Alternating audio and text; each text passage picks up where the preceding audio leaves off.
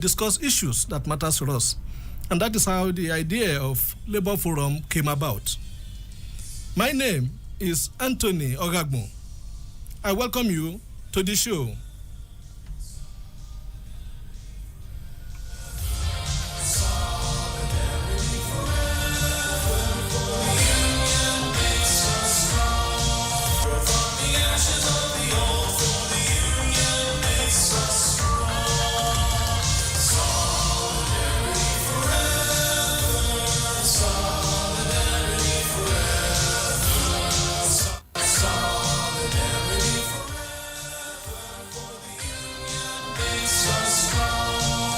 The Minister of State for Health and Social Welfare, Isiaq Salako, has reiterated the federal government's commitment to improving the welfare of health workers in the country.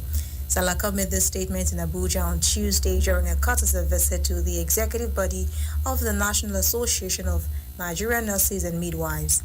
He acknowledged the concerns raised by the national president of NANNM, Haruna Haman, and assured him that the long 2012 National Industrial Court of Nigeria judgment and salary adjustment would all be reserved. The minister pledged to engage relevant agencies, including the National Salaries, Incomes and Wages Commission, to ensure a timely delivery.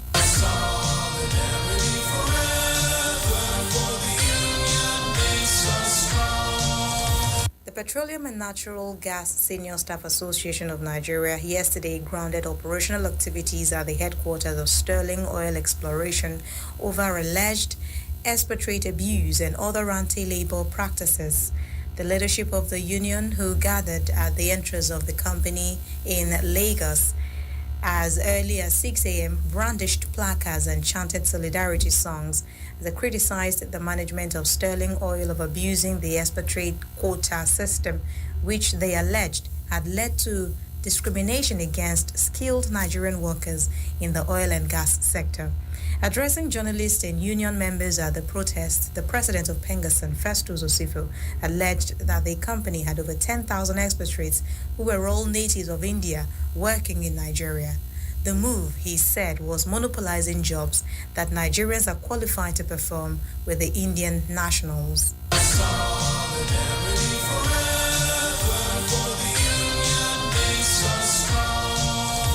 With over 3 trillion naira lying idle in the National Housing Fund and 22.51 trillion naira in pension funds, housing stakeholders have raised concerns about the underutilization of these resources. According to these operators, instead of being channeled into social housing, these funds are largely directed towards non-housing investments, leaving many potential homemakers stranded. Established through Decree Number 3 of 1992, the National Housing Fund is managed by the Federal Mortgage Bank of Nigeria and designed to mobilize long-term funds to provide accessible mortgage loan for leaders and workers. Under this scheme, employees contribute 2.5% of their monthly salaries, and after 6 months of continuous contributions, they become eligible to apply for a low-interest mortgage of up to 15 million naira repayable over 30 years.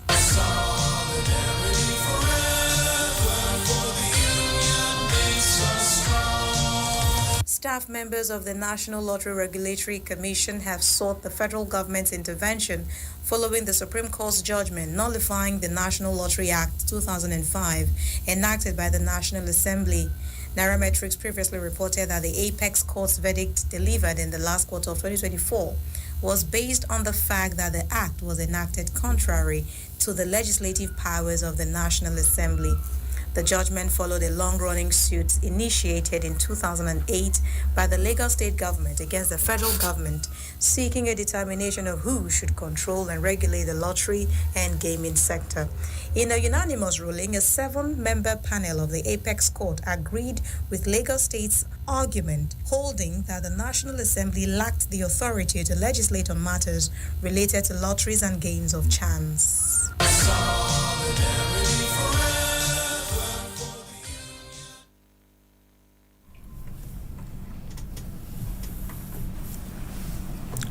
Thank you for staying tuned. You are still listening to Labour Forum on Citizen 93.7 FM Abuja. You can also join us on live streaming on Citizen FM 93.7. Just type in Labour Forum. You can also listen to us on online on www.citizenfm.ng or follow us on any of our social media platforms. Facebook at Citizen FM Abuja, Instagram at Citizen FM 937, and on X at Citizen FM 937. We would like this program to be interactive, and that is why we have provided some telephone lines so that you could reach us and make it interactive. You could call us on 0903 222 9797. I repeat, you could call us on 0903 222 9797. Yes, today we are going to take a holistic view or overview of labor movement in Nigeria and the West African sub-region, with particular interest on the challenges and progress so far made. And there is no other person well qualified to handle today's program than the former General Secretary of Nigerian Labour Congress, who currently serves as the Executive Secretary of Trade Unions of West Africa.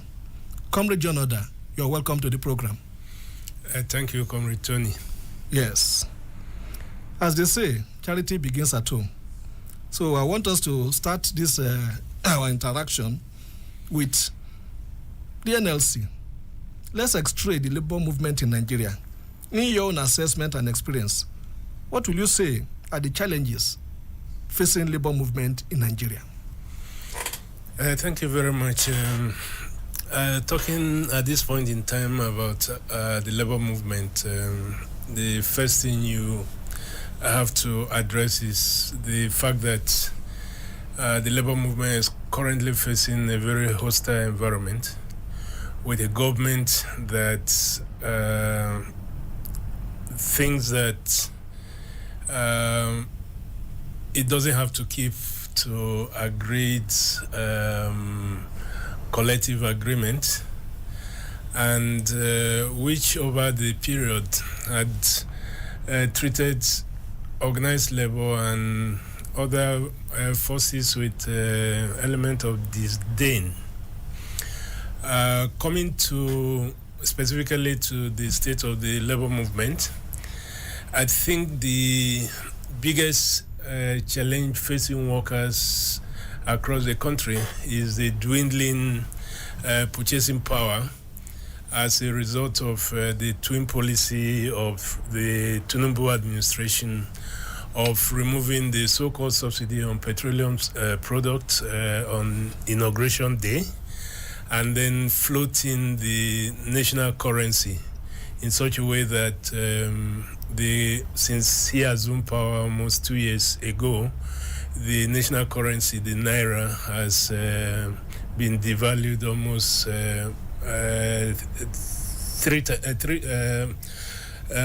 three times what it was able to buy, less than what it was able to, the naira was able to buy, or what the naira was relative to the US dollar and other foreign currencies.